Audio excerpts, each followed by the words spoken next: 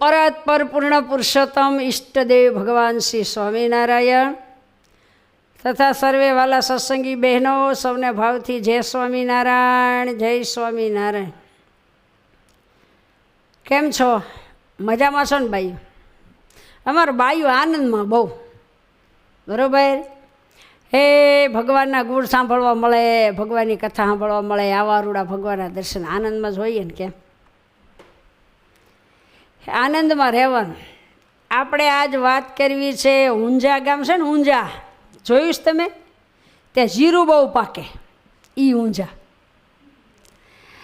ઊંઝા ગામના એક જેકુરબા હતા, બહુ ભાવિકને પ્રેમી ભક્ત હતા.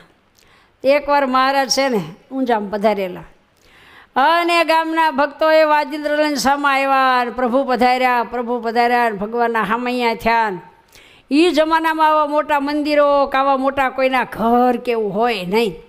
એટલે મહારાજની અમુક સભા ગામને પાદર તળાવની પાળ હોય ને, તળાવની પાળે ખૂબ બજારના સુંદર ઝાડવા હોય ને ત્યાં થાય. તે તળાવની પાળે મોટી સભા થઈ ઝાડવા નીચે, અને મહારાજ કથા વાર્તા કરે છે, સંતો કીર્તન ભક્તિ કરે છે, અને આખું ગામ ભેગું થયું છે. પણ મહારાજને સૌ પ્રથમ આમંત્રણ આપી દીધેલું જેકુરબાઈ બ્રાહ્મણ. એણે કીધેલું પ્રભુ કથા જ્યાં સુધી કરી હોય તે કરો, પણ થાળ મારે ઘરે જમવા આવવાનો એવું હરિભક્તો સાથે કહેવરાવેલું. હરિભક્તોએ કીધેલું, મહારાજે અંગીકાર પણ આમંત્રણ કરેલું. પછી તો મહારાજે બધાને ખૂબ કથા વાર્તાનું સુખ આપ્યું છે. બધાએ ખૂબ ભાવથી મહારાજના દર્શન કર્યા છે. અને હે થાળનું ટાણું થયું છે એટલે મહારાજ જેકુરબાઈને ઘરે પધાર્યા છે. સ્નાન કરી, પીળું પીતાંબર પહેરી અને મહારાજ જમવા પધાર્યા છે. અને જેકુરબાઈએ ખૂબ ભાવથી મહારાજને જમાડ્યા. અને પછી મહારાજને કીધું, પ્રભુ રાજી છો ને? મહારાજ કે જેકુરબા રાજી તો બહુ છીએ, પણ હવે સંઘને જમાડવાની વ્યવસ્થા કરી છે કે નહીં? કે પણ મહારાજ બધા ગામના હરિભક્તો ત્યાં હતા, અને હું તો હવે એકલી થાળ કરનારી રીતે મહારાજ મેં આટલો આ થાળ કર્યો છે. અરે મહારાજ કે થાળ તો ઘણો બનાવ્યો છે તમે, પણ મહારાજ કે એટલું જ કર્યું ના? જુઓ રહોડામાં જુઓ. અને રહોડામાં જોવા ગયા ને ત્યાં તો દાળના તપેલા ને, ભાતના તપેલા ને, લાડુ ને બધી વસ્તુઓ રહોડામાં. પછી કે અરે મહારાજ આમ જુઓ તો ખરા કેટલું બધું છે. ત્યાં તો પહેલાં તો મનમાં થયું કે મહારાજ મારું એવું કયું ગજું તે હું આખા સંઘને જમાડી શકું, કે હું તો ગરીબ બ્રાહ્મણ. મહારાજે એવો ચમત્કાર કર્યો, અને રસોડામાં તો રસોઈના ઢગલા મહારાજે દેખાડ્યા. મારે કે જો હા કે મહારાજ આ તો બહુ ચમત્કાર કહેવાય. મહારાજ આટલી બધી રસોડામાં ક્યાંથી આવી ગઈ? સારું લ્યો મહારાજ તાર સંઘને બોલાવો. જય મહારાજે શું કીધું? પહેલાં રસોડામાં જઈ આવો, પછી હું સંઘને બોલાવું.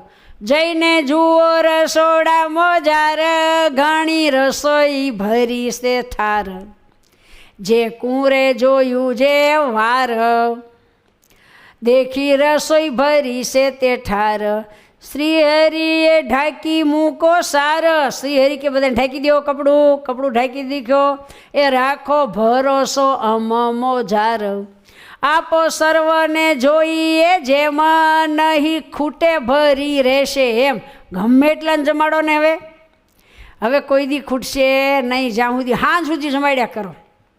બસ પછી તો સંઘને આમંત્રણ આપ્યું. હવે મહારાજ હારે કેવડો મોટો સંઘ. પછી ગામના બધાને આમંત્રણ આપ્યું કે બધા ગામના પણ જમવા માટે ચાલો, આજ મારે ઘરે પ્રભુ પધાર્યા છે, મેં ભગવાનને જમાડ્યા છે, હરિભક્તોને પણ મારે જમાડવા છે. આવી રીતે કીધું. લ્યો પછી તો હવ ભગવાનનો પ્રસાદ લેવા આવે ને. પછી તો બધાને જે મનમાં તેમ થયું કે જેકુર તે એકલા જ કેટલું થાળ કરશે. પણ પછી છે ને વિશ્વાસ આવી ગયો ને જેકુરબાનો. આખો સંઘ જીમો અને બધા ગામના જીમા છે. રસોઈ ઢાંકી રાખીને એમેથી લઈને મીડ્યા પીરસવા. તે ખૂટ્યું જ નહીં. બધા આનંદિત થઈ ગયા.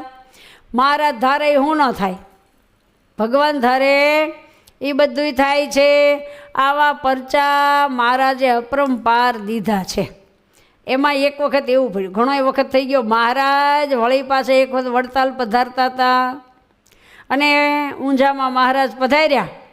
વડતાલ જતા ત્યારે કે મહારાજ જમીન પછી જાયજો, બહુ આગ્રહ કર્યો. મહારાજ કે જમવું નથી, વડતાલ જવું છે કે ના.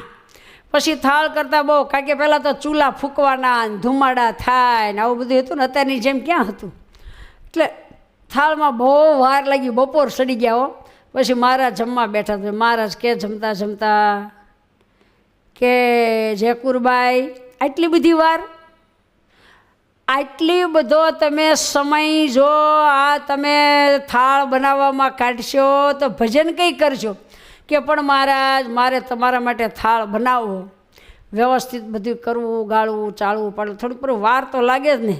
પણ મહારાજ કે પણ આટલી વાર રસોડામાં લગાડો, ભજન ક્યારે કરશો? જિંદગી તમારી આમ નામ રાંધવામાં વાસણ ઉટકવામાં જ જશે. કે હા મહારાજ એવું તો ખરું, પણ મારે શું કરવું? અને ક્યારે કામમાંથી પરવારશો અને ક્યારે ભગવાનનું ભજન કરશો? તો હવે મહારાજ મારે શું કરવું? મહારાજ કે તમારા આજથી એમ કરો, રસોઈ નહીં કરવાની. રસોઈ ન કરો એટલે વાસણ થાય નહીં, ચૂલો લીપવાનો નહીં. પણ તો મહારાજ મારા દેહનું પોષણ કેમ થાય? મહારાજ કે તમારું બધું શિંગોડા પાકે છે કે નહીં? કે હા મારા શિંગોડા પાકે. થયું ને શિંગોડા વાવવા. તો મહારાજ કહે છે ને ભાઈ તમારે રોજ એક શિંગોડું ખાવાનું. મહારાજ એક શિંગોડો થઈ રહે, હા તમને કાંઈ ભૂખ નહીં લાગે.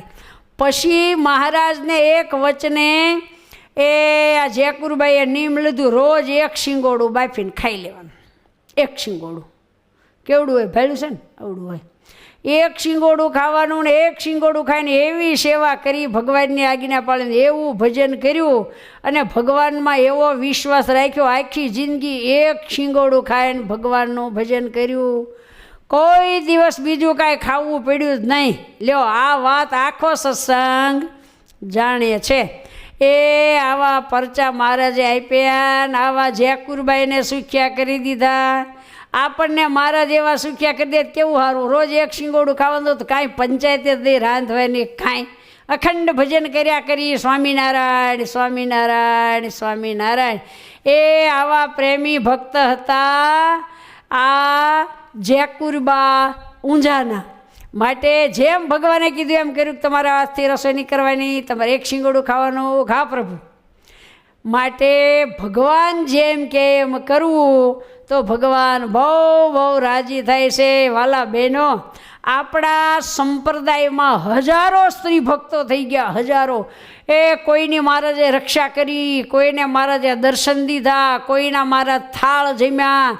અરે કોઈની પ્રેમ લક્ષણા જોઈને એની ઈચ્છાઓ પૂરી કરી, બધાને ધામના અધિકારી કર્યા. પણ આવી જુદી જુદી પણ પ્રેમ લક્ષણાવાળી ભક્તિ બધા સ્ત્રી ભક્તોમાં હતી. એવા તો કેટલાય સ્ત્રી ભક્તો આપણા સંપ્રદાયમાં થઈ ગયા છે. માટે આવા સ્ત્રી ભક્તોના ચરિત્રો સાંભળી સાંભળી અને એ સ્ત્રી ભક્તોએ જેમ મહારાજને રાજી કર્યા એમ આપણે પણ મહારાજને રાજી કરવા. સ્તુ જય સ્વામિનારાયણ.